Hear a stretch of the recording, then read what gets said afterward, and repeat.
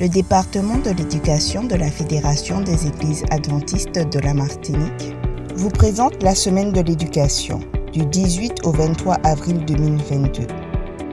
Le thème « Promouvoir l'éducation holistique et innovante ». Former pour servir, c'est éduquer d'un point de vue spirituel, physique et mental. En Martinique, Lisette Montachi créait en 1956 la première école primaire adventiste, Kerlis. Actuellement, nous avons 3 écoles primaires.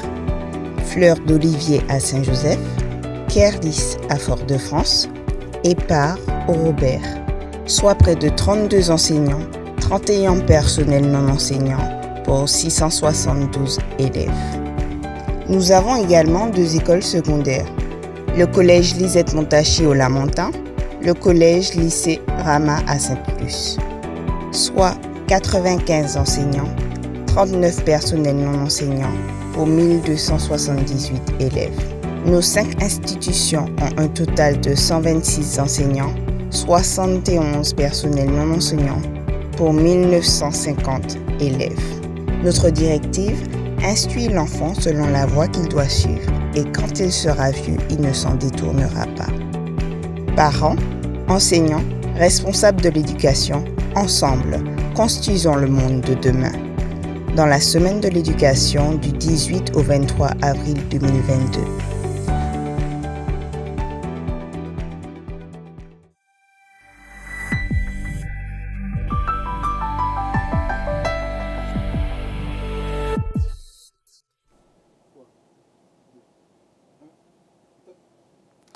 En cette semaine de réflexion éducative, j'ai plaisir à saluer nos chers élèves, petits et grands, primaires comme secondaires. J'aime à saluer tout le personnel, les personnels primaires et secondaires. J'aime à saluer tous nos administrateurs, tous les parents d'élèves et tous ceux qui ont l'occasion de nous écouter durant cette semaine. La réflexion de ce soir est inspirée du message écrit par Pasteur Taylor Lambert, président de la Fédération des Églises adventistes de la Martinique. Et cette réflexion a pour thème l'éducation chrétienne adventiste, une éducation qui vise l'excellence. Dans cette réflexion, nous avons 2 termes pertinents, très importants. Éducation adventiste et excellence. Une première définition de l'éducation adventiste, c'est le développement mental, physique et spirituel de chaque individu, chaque enfant, chaque jeune et chaque adulte. L'excellence, selon le dictionnaire, l'excellence est un degré de qualité, de valeur de quelqu'un ou de quelque chose. Pour illustrer ce thème, nous allons nous retremper dans l'histoire de Timothée qui se trouve dans la Bible. Nous avons 2 livres, 1 Timothée, 2 Timothée, mais nous allons nous concentrer sur 1 Timothée 4, les versets 13 à 16, qui nous retrace l'histoire de ce jeune homme qui, depuis son enfance, a été préparé par sa mère sur le plan éducatif et spirituel. Il a reçu un bagage spirituel lui permettant d'éveiller son esprit sur la personne du Dieu créateur et d'établir une relation personnelle avec Dieu. Devenu jeune, il a fait une très belle rencontre, celle d'avec Paul. Il a observé Paul. Il a observé un homme qui vivait dans une espérance, dans l'espérance du Dieu vivant, et qui vivait dans une pratique, celle de ses prédications.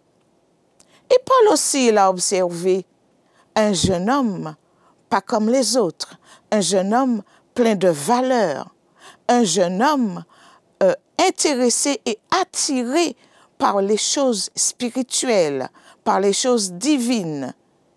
Et ils se sont automatiquement rapprochés et Paul est devenu son mentor, son tuteur et lui a donné la main, lui permettant d'acquérir davantage de connaissances pour aller plus loin dans son projet personnel.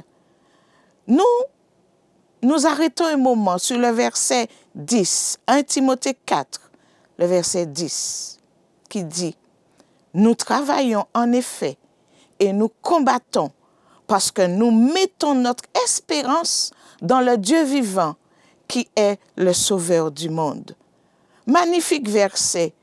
Et de ce verset, nous retenons le mot « nous ». 2 fois, nous. Nous travaillons, nous combattons. L'esprit d'équipe est mis en exergue. Nul n'est isolé.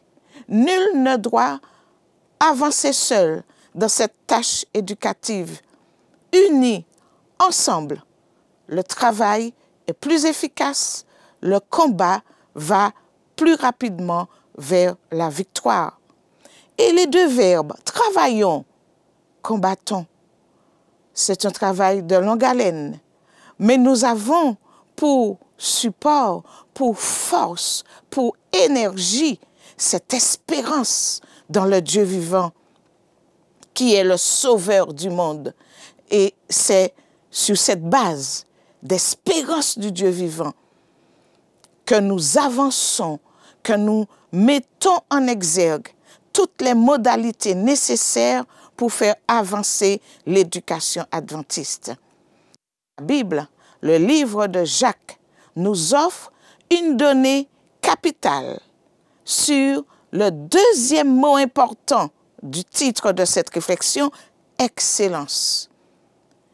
Et il nous dit, dans Jacques 1, le verset 17, « Toute grâce excellente et tout don parfait descendent d'en haut, du Père des Lumières, chez lequel il n'y a ni changement, ni ombre de valeur. » Que c'est beau de lire ces mots, ni changement, ni ombre de valeur, alors que tout est déstabilisé autour de nous.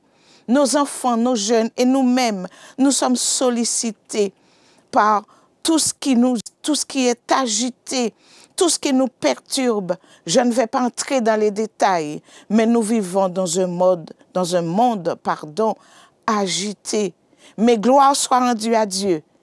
Jacques nous rappelle que nous avons un Dieu dans lequel il n'y a ni changement, ni ombre de variation. C'est un Dieu qui est resté tel quel, avec un plan de salut tel quel, depuis le premier péché. Nous rendons gloire à Dieu pour cette force, cet équilibre dont il fait preuve et qu'il nous transmet chaque jour. Et toute grâce excellente, tout don parfait, toute excellence vient de lui, car il est l'excellence. Voilà une très belle définition de l'excellence qui nous permet de garder les yeux sur le Père des Lumières. Le jeune Timothée avait mis en place un projet de vie. Il savait qui il était. Il avait ce projet de vie et il savait qui il voulait être. De même, nous aussi, nous devons savoir qui nous sommes et qui nous voulons être.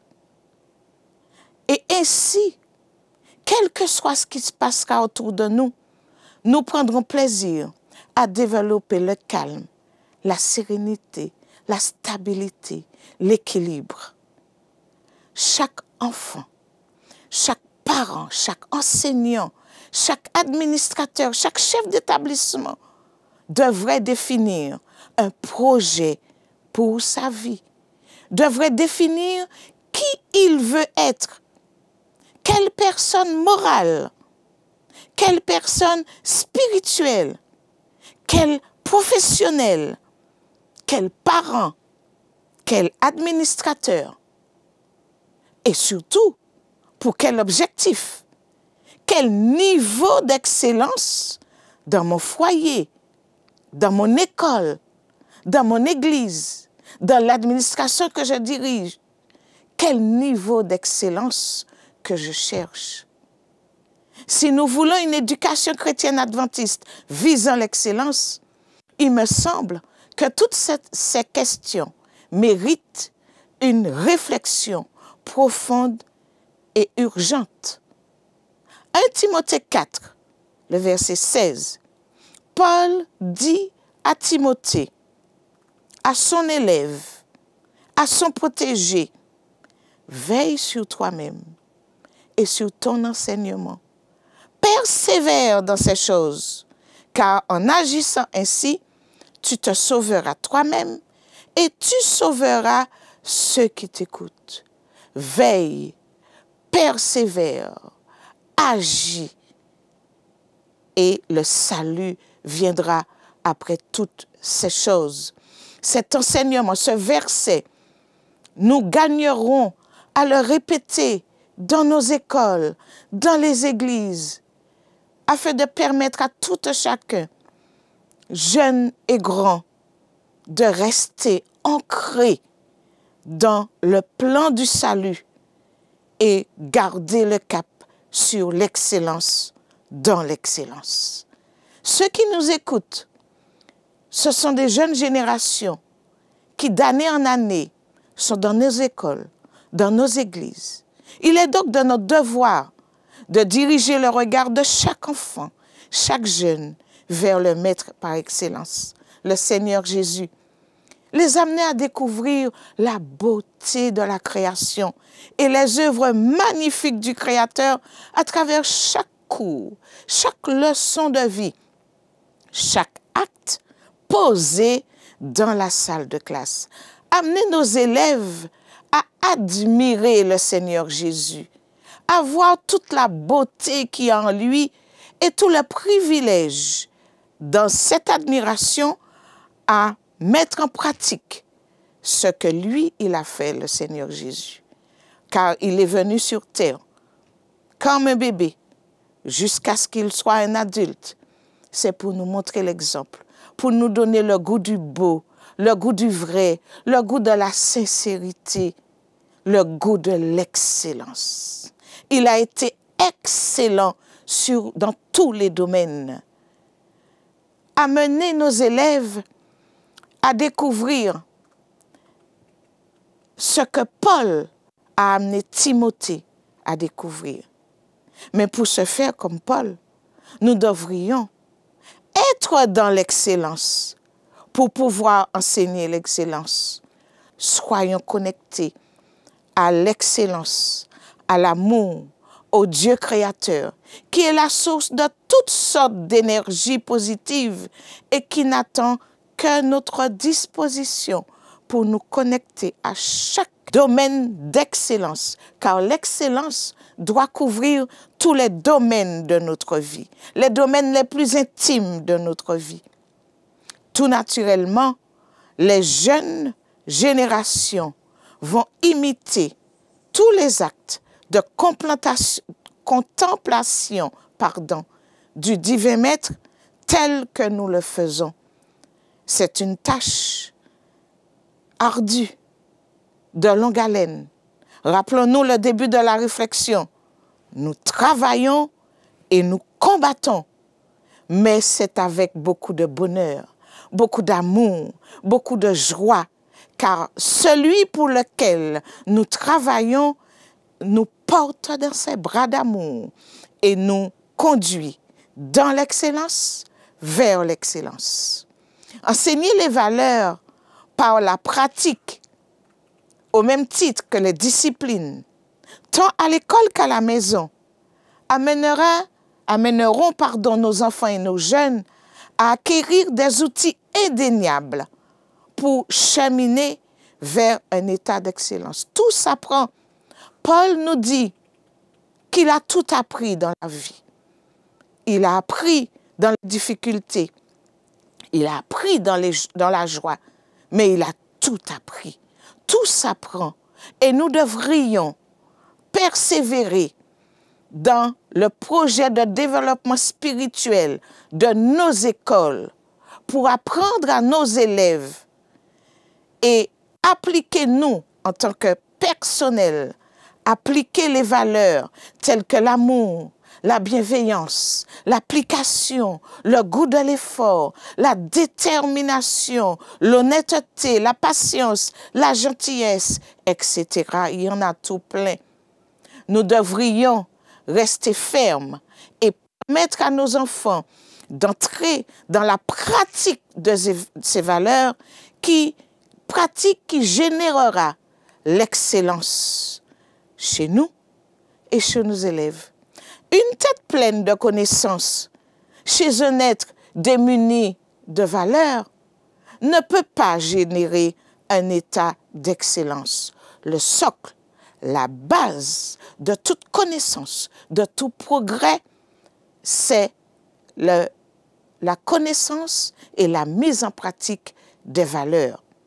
Toutes ces valeurs doivent transpirer dans le fonctionnement des adultes qui entourent les enfants, tant à l'église que dans nos écoles, et qui, comme Paul, sont des exemples du possible pour les jeunes générations.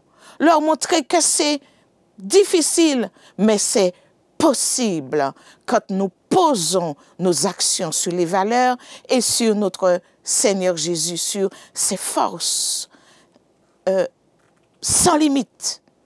Si on observe la lumière de manière microscopique, on verra plusieurs couleurs. Mais quand elle entre en vitesse de rotation, on ne voit qu'une lumière blanche.